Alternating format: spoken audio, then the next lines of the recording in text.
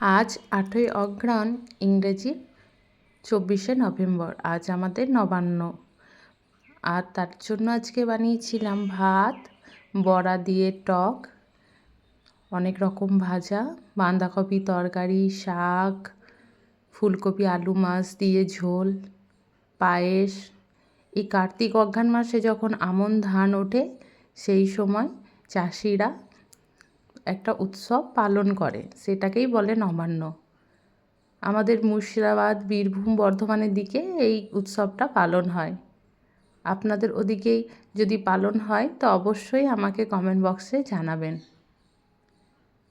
বাড়িতে আজকের দিনেই পালন করা হচ্ছে, তো আমিও ভাবলাম কি এখানে আমিও এরকমভাবে একটু পালন করি।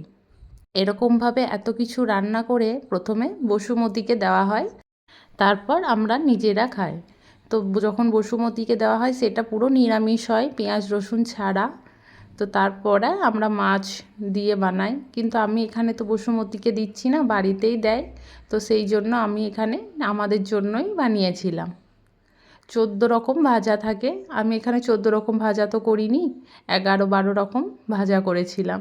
সব কিছু ধরনেরই ভাজা থাকে, বড়া ভাজা, কুমড়ো, কাঁচা কলা, মূলো, নারকেল, পানি ফল, বেগুন, আলু ভাজা, আখ ভাজাটাও থাকে, কিন্তু আমি এখানে আখটা পাইনি, খাম আলু কিন্তু আমি এখানে পাইনি, সেই জন্য আমি যেগুলো পেয়েছি সেগুলোই ভাজা ভাজা করেছিলাম।